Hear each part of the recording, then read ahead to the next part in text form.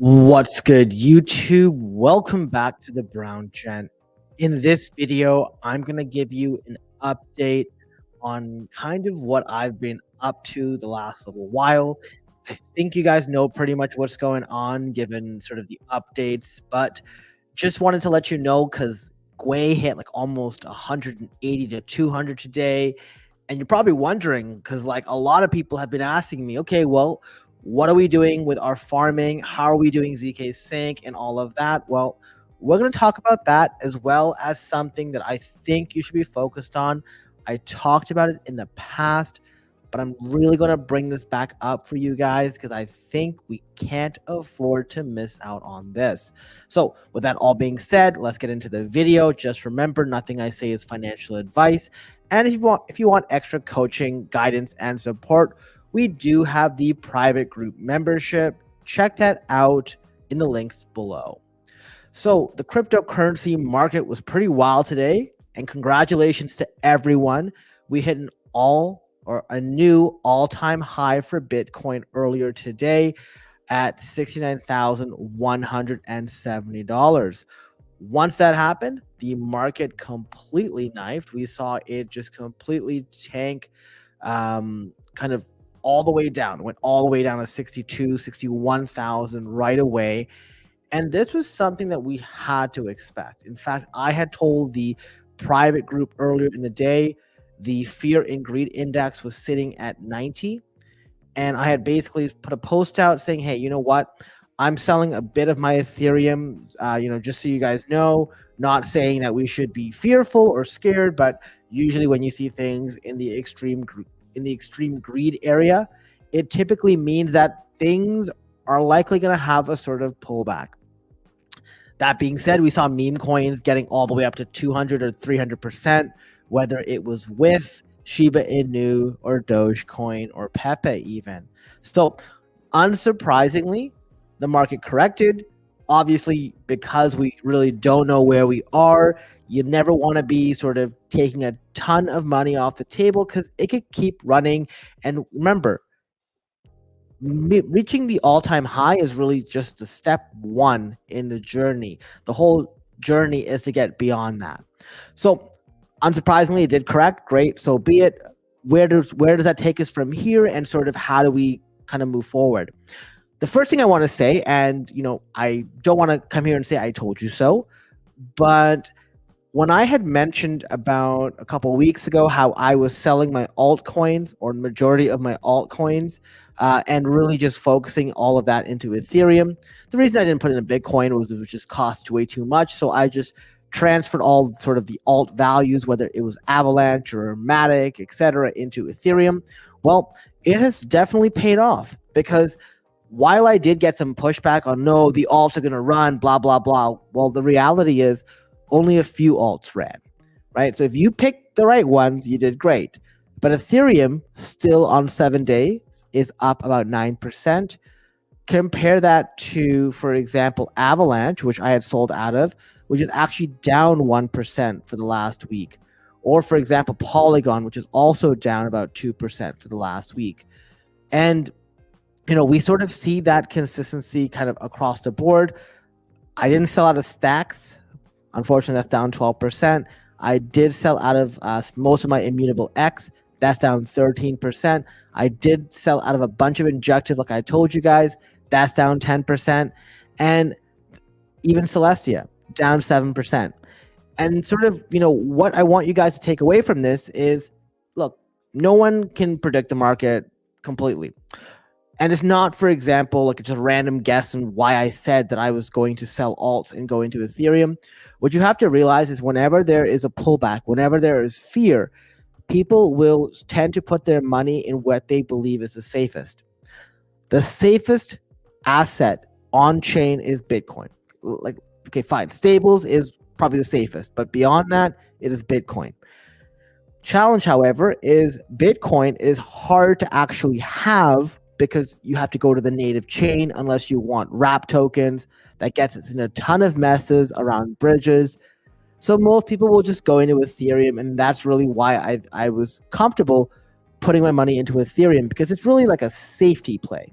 right? A safety play with a ton of upside potential. In fact, Ethereum was about $1,200 more expensive at the time that Bitcoin was at the last all-time high.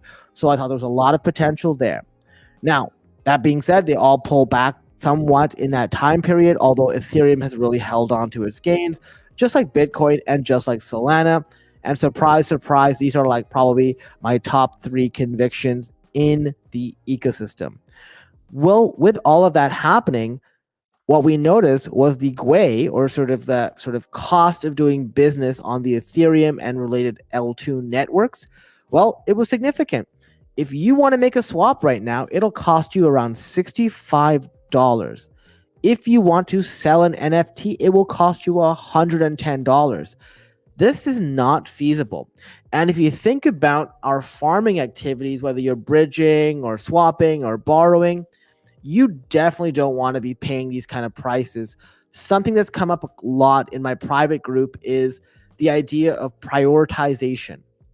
So we airdrop farm not just because we want to win a leaderboard or because we like clicking buttons, but because we want to earn revenue. We want to farm something. There's no point sort of spending more money on fees than we expect to return. Right? That's why people were so upset with StarkNet, because they spent a lot of money, a lot of time, excessively, and were disqualified for really stupid criteria. In this case, I'm very grateful that a lot of us had focused on ZK Sync and Scroll and others prior to the GUI going up, because even though the L2s are cheaper on gas, you can still see that cost come through. So the instructions that I provided the private group over the last week or so, partly because of ZK Sync and sort of every other day a new quote snapshot criteria comes out, I'm like, you know what? Maybe do 1 transaction a week, if that. At least get your monthly transaction in, and then on the other protocols, do your thing. As the GUI has gone up, sort of the instructions pretty much across the board is any L2, don't go ham right now. Wait for a period of time when the GUI is low. This is why we look at Etherscan in our group. We actually have a bot that tells us the actual price or the actual GUI at the time. And based on that, do your farming activities accordingly, because otherwise you're going to sit there and burn funds. And what's the point of getting an airdrop for $1,000 if you spent $10,000 to create that? That's not a win for you. That's actually a loss. It doesn't matter if you got a rebate. So that's really sort of the plan here. And you're probably wondering, well, what does that mean that you should do in this time period?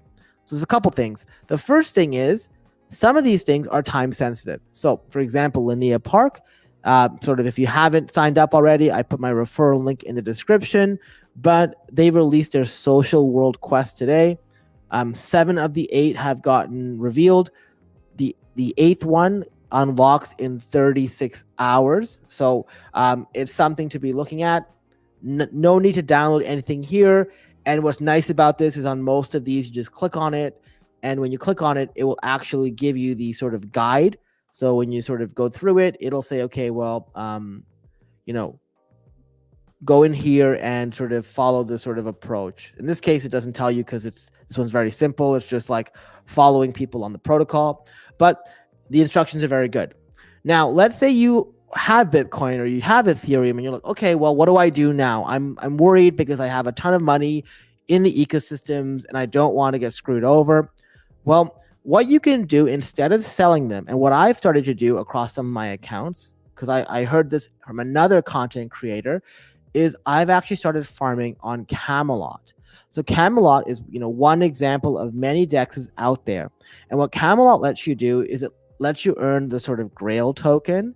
And this Grail token is worth like 2,500 US. But like the whole point here is you can put a liquidity pool with USDC and Ethereum, mitigate your risk, right? So the idea here is if we're choppy, you earn off the swap fees and you're not really getting destroyed on sort of everything else. So obviously if Ethereum is just shooting up, not ideal to have it paired to USDC. Obviously it's way better to have it in this if the market's going down or sort of chopping up and down. And the APRs are insane. The last 7 days, the average has been 384%. So it's not bad, and you can also sort of get paid in Arbitrum token. So this is something you can look at if you're actually interested in sort of holding your funds, earning money, and not sort of having to exit. And when you do it like this, your money's locked up in a liquidity pool. Obviously, you can withdraw whenever you want. I believe there are some early withdrawal fees, but it's easier to sort of not waste your capital chasing a bunch of crap if you just have it here. And because it's on Arbitrum, it's much cheaper on gas than if it was on the Ethereum mainnet. So this is one example. I would be on the lookout, if I were you, for other liquidity pool options that with high APRs. Obviously, you want to make sure that the impermanent loss won't be too significant to outweigh the sort of pros of this. This one is fantastic, and the APRs are still very high. So that's an opportunity for you guys. But really what I wanted to talk to you guys about is making sure that you focus on where the narrative will be. Now, I've already mentioned this, but I truly believe that Solana is the best ecosystem for the new crypto adopter. People who come into crypto don't have thousands or hundreds of dollars to pay on swap fees. They want something fast. They want something with a good user experience, and they want to be able to sort of trade meme coins and everything else like that in a very fast manner without all the extra complication. And like, yes, some of us are used to Ethereum because, hey, it's what we're used to, but Ethereum sucks so bad some of these times. I had to claim a token that I sold for profit earlier today called Meme Combat, and I had to pay like $100 to claim that token, or maybe like $80 to claim that token. Thankfully, I made a ton of profit, but still never good to sort of have to go through that. In this case, you still pay like 1 or 2 cents. It doesn't matter how busy the network gets. Also, we've seen the airdrops here. They've really slapped.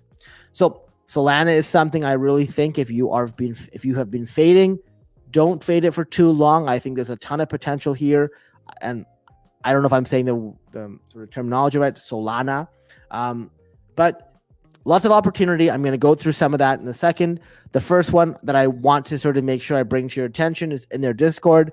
They posted that they have a fun Genesis vote to get people familiar with the platform. And anyone who votes here will get incentives, regardless of sort of how much Jupiter token you have. So you need some Jupiter token in order to have any sort of voting power. To get the Jupiter token, it's as simple as going to the Jupiter DEX and just swapping whatever token you want for Jupiter. Of course, you will need a Phantom or a Solana compatible wallet. Once you've done that, just go to the Jupiter voting page. Remember, links for everything is in the description below. Lock a certain amount of Jupe token, and then you can vote on which animal is the cutest. I voted on cats because, well, the majority voted on cats. And this ends in literally 2 days, so make sure you get that doing, or make sure you get that good. The next thing I want to say is, for example, the time is still open to farm the parcel airdrop. I think this is going to be a significant airdrop in the Solana ecosystem. I currently have 670,000 points, massive amounts of points due to referrals. So thank you everyone who's used my link. But I really think that this is worthwhile. Even if you get started today, you just got to lock up liquidity for about a month, and you get 5 points for every dollar that you lock up. So I've got like 2,000 something locked up right now. Let me just check. Yeah, I got 2,200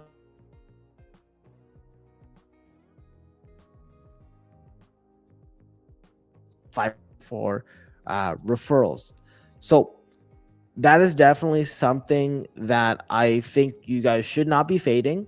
It's a very potentially high airdrop. Remember, not financial advice.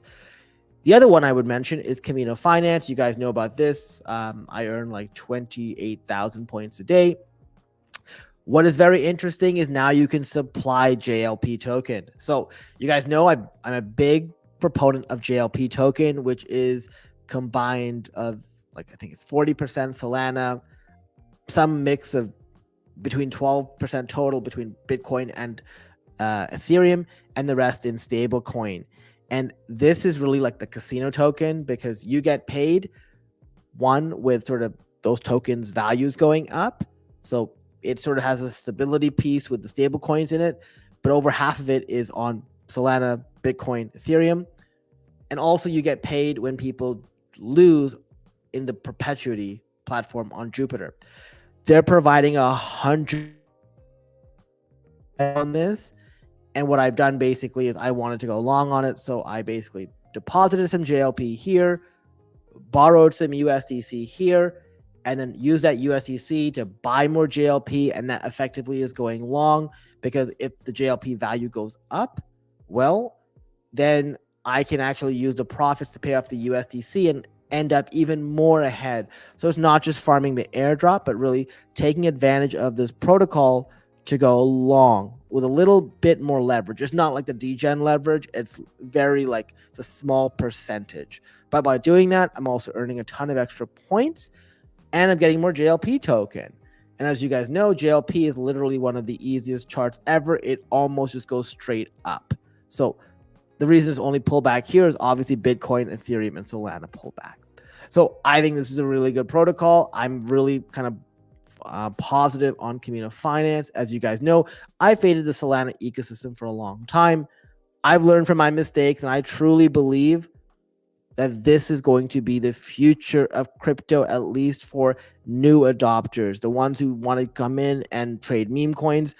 And I think that's what we're going to see. Obviously, the jury's still out, and we'll see how all of this goes. So that's pretty much what I wanted to get through in this video. We're going to swap over right now to the AMA, and let's chat and let's hear what you're thinking.